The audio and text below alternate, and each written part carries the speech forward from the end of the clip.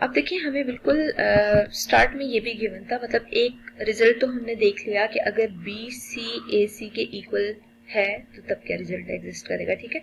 अब आप यहाँ पे देखिए बी सी अगर लेस होता है ए सी से, तो अब हम ऐसे करते हैं, यहाँ पे रेफरेंस दे देते हैं फ्रॉम टू, ठीक है। और टू में हमें क्या गिवन है कि मेजरमेंट बी सी अगर ग्रेटर नहीं है तो मे बी पॉसिबल वो इक्वल के लेस हो सकता है, तो यहाँ पे आप लेस का केस कंसिडर करते हैं कि अगर वो ए सी से लेस है, अगर वो ए सी से लेस है तो क्या कंडीशन होनी चाहिए कि यहाँ पे हम लिख सकते हैं कि जो साइड ग्रेटर होती है उसका ऑपोजिट एंगल भी ग्रेटर होता है, और जो साइड छोटी होती है उसका ऑपोजिट एंगल भी छोटा होता है। तो बी सी अगर लेस है ए सी के, तो यहाँ पे हम रीजन लिख देते हैं कि द एंगल ऑपोजिट टू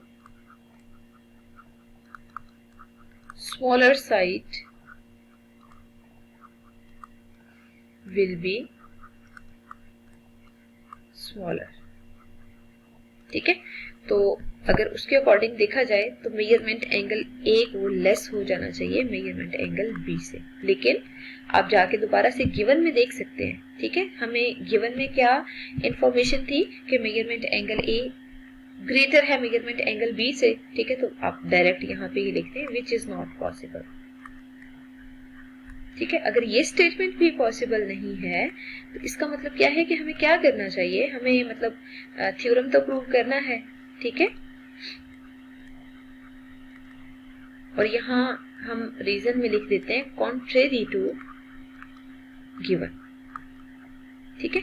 अच्छा अब देखिए कि हम दोनों रिजल्ट्स देख चुके हैं कि मेजरमेंट बी सी जो है वो इक्वल भी नहीं है मेजरमेंट ए सी से, ठीक है। और साथ ही हम ये भी देख चुके हैं कि मेजरमेंट बी सी जो है वो लेस भी नहीं है मेजरमेंट ए सी के, ठीक है। अगर वो ग्रेटर भी नहीं है लेस भी नहीं है, तो देखिए जब कोई सी ट्राइंगल में अगर दो साइड्स गिवन होती हैं, मतलब मैं बी सी और ए सी में अगर यहाँ से रिलेशन आपको बताऊं कि ना तो बी सी इक्वल है ए सी के, ना तो बी सी लेस है ए सी के, तो देखिए एक ही ऑप्शन हमारे पास बचता है कि मेजरमेंट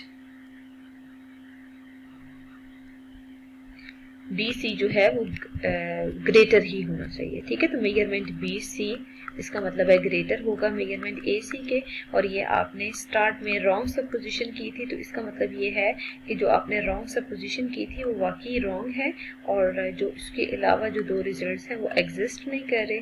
हैंस लास्ट पे आप लिख सकते हैं कि जो थ्योरम की स्टेटमेंट आपने प्रूव करनी थी उसके अकॉर्डिंग आपने देख लिया है कि जो साइड बड़ी आ रही है उसका ऑपोजिट एंगल भी बड़ा है, और जो साइड छोटी आ रही है उसके ऑपोजिट एंगल भी छोटा है, ठीक है। तो यहाँ पे बेसिकली हमने दो केसेस डिस्कस कर लिए हैं, और उन दोनों केसेस में आपने यही देखा कि जब कोई सी दो शेप्स आपने कंपेयर करनी होती हैं, अगर उनमें लेस का रिलेशन भी नहीं है ग्रेटर का भी नहीं है तो ऑब्वियसली इक्वलिटी होगा, ठीक है। लेकिन अगर इक्वलिटी का नहीं है लेस का नहीं है तो ग्रेटर का ऑपरेशन होगा, और अगर फॉर एग्जांपल दोनों ही एग्जिस्ट नहीं करे तो इसका मतलब ये है कि इनमें कोई और रिजल्ट जो है वो होल्ड कर रहा है, ठीक है। अब हम मूव करते हैं कुछ रिजल्ट्स की तरफ, कुछ क्रॉलरीज की तरफ जो हम इसी थ्योरम से डिड्यूस कर सकते हैं, ठीक है। वो क्या है, देखिए ये जो हमने ट्राइंगल ली थी ना, जो जिससे हमने थ्योरम प्रूव किया है, इस ट्राइंगल में आप यहाँ पे फोकस कर सकते हैं एक एंगल ऑब्ट्यूज है, ठीक है।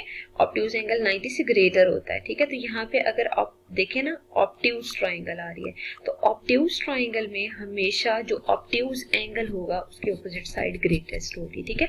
इसका मतलब ये है कि अगर हम यहाँ पे रेफरेंस देते हैं ना ए बी सी का, तो आपको कंफर्म होना चाहिए बी के ऑपोजिट जो साइड है वो ए सी वो ग्रेटर होगी ए बी सी भी, ठीक है। और जो ए सी साइड है वो बी सी से भी ग्रेटर होगी, ठीक है। तो मतलब ये रिलेशन हमेशा होल्ड करता है जब हम कोई ऑब्ट्यूज ट्राइंगल लेते हैं। लेकिन अगर फॉर एग्जांपल आप इसी की जगह एक्यूट ट्राइंगल ले रहे हैं, ठीक है, और अगर इस एक्यूट ट्राइंगल में मैं आपसे कहती हूँ कि जो सबसे छोटा एंगल आ रहा है वो ये आ रहा है, ठीक है। फॉर एग्जाम्पल ये आप 30 ले लें, अगर फॉर एग्जांपल ये सबसे छोटा एंगल आ रहा है ना, तो एक्यूट ट्राइंगल में अगर हम ये अज्यूम करते हैं कि जो ए एंगल है वो सबसे छोटा एंगल है, ठीक है, तो ए के जो ऑपोजिट साइड होगी ना बी सी, वो भी छोटी होगी ए बी से भी और ए सी से भी, ठीक है। तो ऑब्ट्यूज ट्राइंगल या एक्यूट ट्राइंगल के लिए ये जो रिजल्ट्स हैं ये हमेशा होल्ड करते हैं। तो बी सी ए बी से भी लेस है और बी सी ए सी से भी लेस है, तो मतलब ये दोनों रिजल्ट्स होल्ड करते हैं। अगर हम इसी की जगह मजीद कोई रिजल्ट लिखते हैं तो मे बी पॉसिबल वो भी होल्ड करते हैं। जिसे देखें, मैं आपको एक राइट एंगल ट्राइंगल दे दूं, ठीक है। राइट एंगल ट्राइंगल कौन सी ट्राइंगल होती है? In which one angle is of 90 degree. तो एक एंगल अगर इसमें 90 डिग्री आ रहा है तो यहाँ पे ए बी सी हम मार्क कर देते हैं, ठीक है। और अगर एक एंगल 90 डिग्री के इक्वल आ रहा है ना तो हमेशा याद रखिएगा the side opposite to 90 is always greater, ठीक है। तो ऑपोजिट साइड कौन सी होती है? हाइपोटेन्यूज होती है। तो इसका मतलब ये है कि राइट एंगल ट्राइंगल में हाइपोटेन्यूज इज लार्जेस्ट साइड, ठीक है, या लॉन्गेस्ट साइड। तो ये रिजल्ट था हाइपोटेन्यूज के लिए जब हमें राइट एंगल ट्राइंगल की बोलो। अब ऐसा भी पॉसिबल है कि राइट एंगल ट्राइंगल जो है वो आइसोसेलेस भी हो, ठीक है। जैसे मैं यहाँ पे एक ट्राइंगल ही ड्रॉ कर देती हूँ, लेकिन इस ट्राइंगल के बारे में अगर मैं आपको ये इन्फॉर्मेशन दे दूँ कि यहाँ पे एंगल 90 डिग्रीज आ रहा है, ठीक है, और इसकी दो साइड्स इक्वल है, जैसे मे बी पॉसिबल आप इस और इस साइड के बारे में बता रहे हो कि ये दोनों इक्वल है, एक एंगल 90 है, बाकी दोनों साइड्स इक्वल है, ठीक है। तो फिर भी हमेशा देखिए ये वाली साइड हाइपोटेन्यूज आ रही है ना, तो हाइपोटेन्यूज हमेशा लॉन्गेस्ट साइड होगी। लेकिन अगर ये आइसोसेलेस ट्राइंगल है ना तो इसकी ये दो साइड्स मस्ट इक्वल होंगी। लेकिन हाइपोटेन्यूज के बारे में इंफॉर्मेशन होगी कि B C will be greater than A C, ठीक है, और B C will be greater than A B. तो ये दोनों रिजल्ट इस ट्राइंगल के लिए भी होल्ड करते हैं, आइसोसेलेस राइट ट्राइंगल के लिए, ठीक है। और अगर आप फॉर एग्जांपल इक्विलेटरल ट्राइंगल लेते हैं तो इक्विलेटरल में तो सब एंगल्स 60 डिग्री के इक्वल होते हैं। अगर सारे एंगल 60 डिग्री के इक्वल आ रहे हैं तो इसका मतलब ये है कि उसकी जो सारी साइड्स होंगी वो भी इक्वल होंगी। तो हमेशा आपने याद रखना है कि जब दो एंगल इक्वल होते हैं उनके ऑपोजिट साइड्स भी हमेशा इक्वल होती हैं, ठीक है। और अगर फॉर एग्जांपल दो साइड्स अनइक्वल हैं तो उसके ऑपोजिट एंगल भी हमेशा अनइक्वल होंगे। तो मतलब ये थ्योरम्स ऐसे हैं जिनमें हम हमेशा साइड्स ऑफ ट्राइंगल को रिलेट कर सकते हैं। इंशाल्लाह नेक्स्ट लेक्चर में हम मजीद एक क्वेश्चन ट्राई करेंगे जिसमें हम लेंथ को प्रॉपर चेक करेंगे कि वो ग्रेटर आ रही है या लेस आ रही है।